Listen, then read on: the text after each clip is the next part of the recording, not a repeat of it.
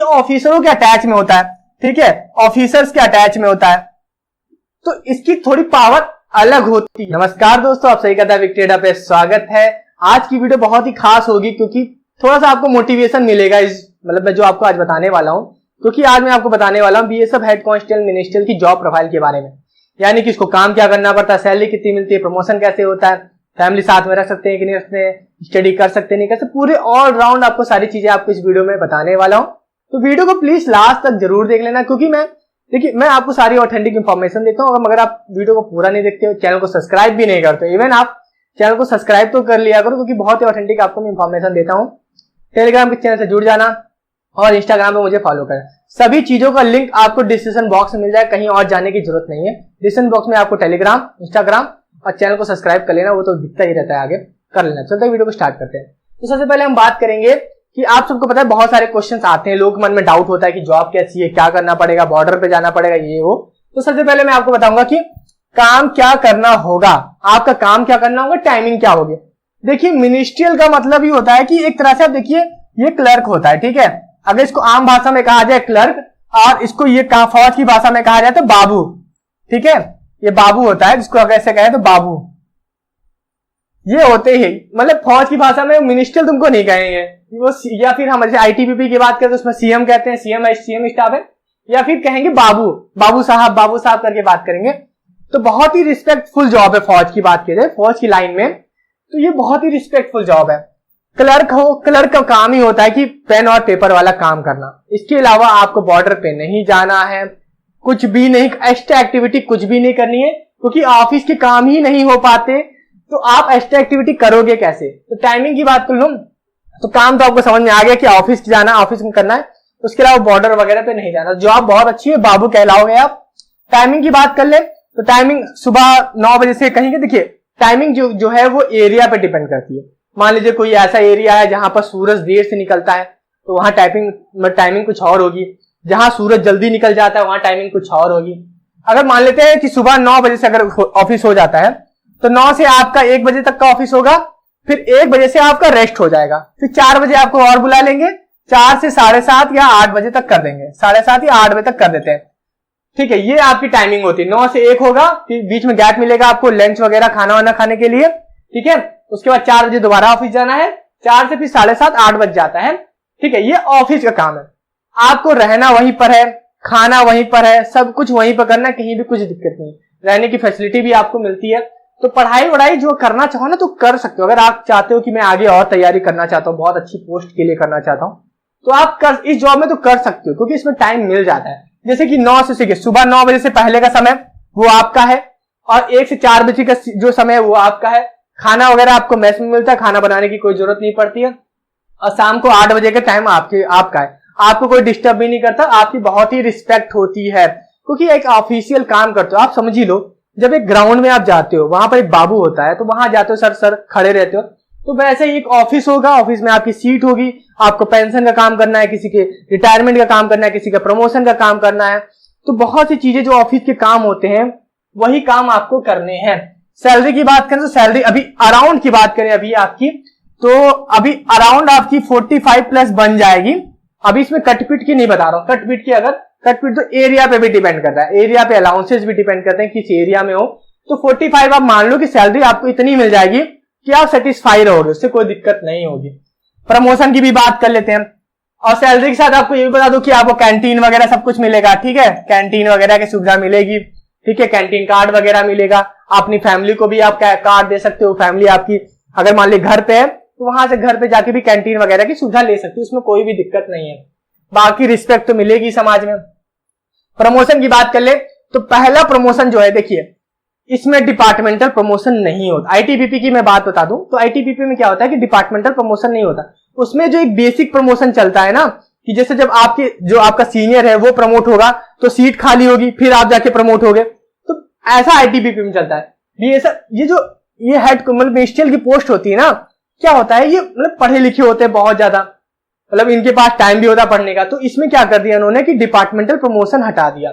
तो departmental promotion भी आता है, SILDC के लिए आता है, मगर वो आता है SSB में SILDC के लिए आता है, मतलब कि SILDC मिनिस्ट्रियल पोस्ट के लिए आता है। मगर बीएसएफ के लिए अभी मैं कंफर्म नहीं हूं कि बीएसएफ में आता है कि नहीं आता, मगर फिर भी पहला प्रमोशन आपके उस पर डिपेंड करेगा कि आपसे ऊपर कितने लोग हैं। तो पहला प्रमोशन आपका 6 साल में भी आ सकता है, 5 साल में भी आ सकता है, 8 साल में भी आ सकता है, 10 साल में भी आ सकता है। 10 साल में आपका प्रमोशन आ सकता है। अगर प्रमोशन 10 साल में भी नहीं आता तो 10 साल में आपका जो ग्रेड पे है, जैसे कि आप 2400 ग्रेड पे आए हो। देखिए मैं आपको बहुत सारी इंफॉर्मेशन देता हूं, मैं बहुत सारे यूट्यूबरों का वीडियो देखता हूं, देखते रहता हूं, कभी कभी स्क्रॉल करता हूं, तो वो अपना थंबनेल इस तरह से बनाते हैं कि आप जाते तो हो उस पर, मगर वो आपको कोई इंफॉर्मेशन नहीं देते। मगर मैं आपको एकदम रियल फैक्ट मतलब बताता हूं, मगर फिर भी आप चैनल को सब्सक्राइब नहीं करते तो थोड़ा सा ये लगता है, बुरा लगता है कि यार मैं इतनी मेहनत करके आपको बता रहा हूं, फिर भी आप मेरे चैनल को सब्सक्राइब नहीं कर रहे। मगर जो सब्सक्राइब करते हैं मैं उनको बहुत ही थैंकफुल हूं उनके लिए जो मेरा सब्सक्राइब करते हैं। तो 2400 ग्रेड पे है, तो इसके बाद आपका 2800 ग्रेड पे हो ही जाएगा 10 साल बाद। 10 साल बाद एक होती है एमएससीपी, ठीक है, इसे कहते हैं मॉडिफाइड एस्योर्ड कैरियर प्रोग्रेशन, ठीक है, इसका फुल फॉर्म होता है, मतलब कि आपको अगर आपका प्रमोशन नहीं भी आता है तो 10 साल बाद आपका 2400 से 2800 ग्रेड पे हो जाएगा। मगर आप हवलदार ही रहोगे, आप हवलदार ही मतलब हेड कांस्टेबल ही रहोगे। उसके बाद आप एएसआई बनोगे 10 साल में, जब भी प्रमोशन आएगा तो एएसआई बन जाओगे, रैंक चेंज हो जाएगी, मगर आपका ग्रेड पे चेंज हो जाएगा, यानी कि आपकी सैलरी बदल जाएगी मगर आपकी रैंक नहीं बदलेगी। तो ये चीजें हैं।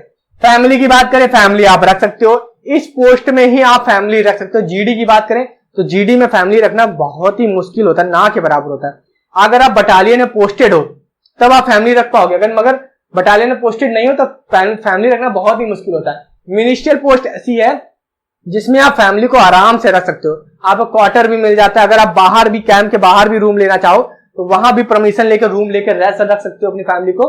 तो इसमें आप फैमिली की तो कोई चिंता ही नहीं है।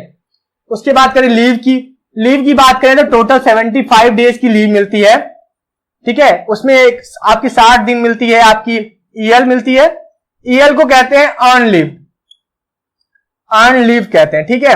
अर्न लीव का मतलब भी मैं आपको बता देता हूं मोटा मोटा। अर्न लीव का मतलब है, अर्न मतलब होता है कमाना, लीव मतलब आपने लीव कमाई है, आप 5 दिन काम करके 1 दिन की लीव कमाते हो, इस तरह से आपकी लीव चलती है। तो अर्न लीव मिलती है आपको 60 दिन और 15 दिन आपको मिलती है सीएल।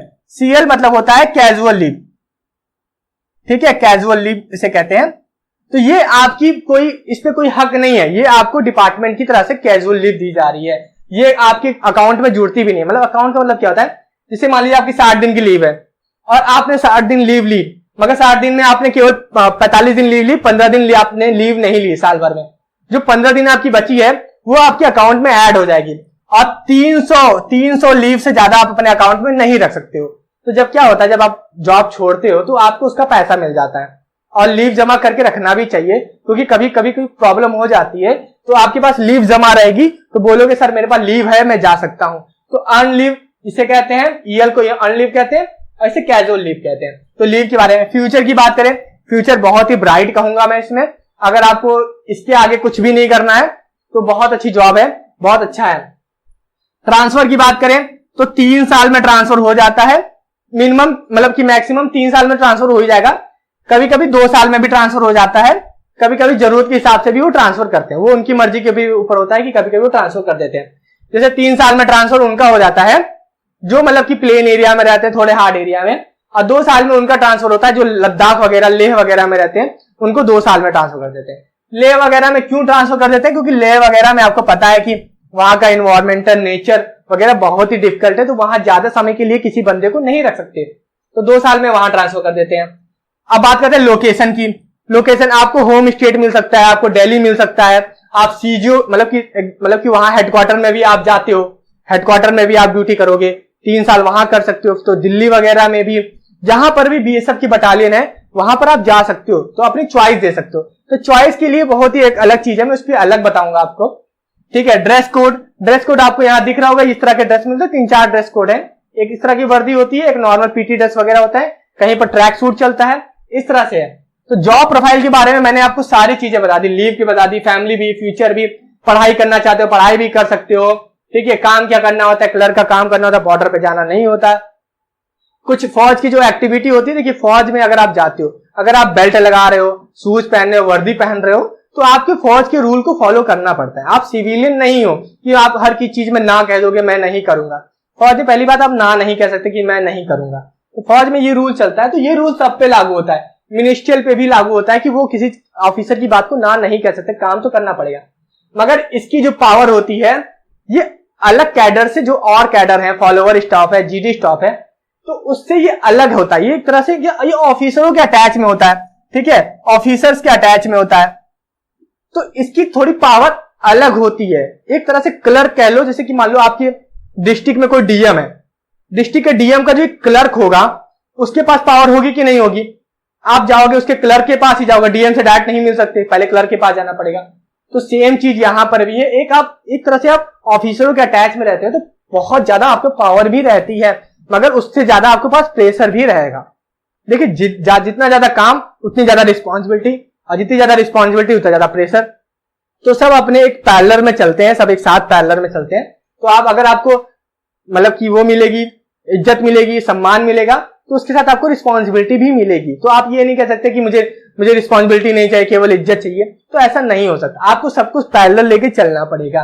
तो सब कुछ मैंने आपको बता दिया, और मैं बताऊं कि मैं आपको जितनी भी इंफॉर्मेशन देता हूं सारी ऑथेंटिक इंफॉर्मेशन देता हूं। और मैं यूट्यूब पे देखता हूं कि मेरे पास कई व्हाट्सएप पे भी कमेंट आ रहे हैं कि चीजें ऐसे चल रही हैं कि कुछ लोग कुछ भी बता देते हैं, लोग कोई भी मिस इंफॉर्मेशन बता देते हैं, मगर मैं कोशिश करता हूं मैं आपको सारी ऑथेंटिक चीजें बता सकूं।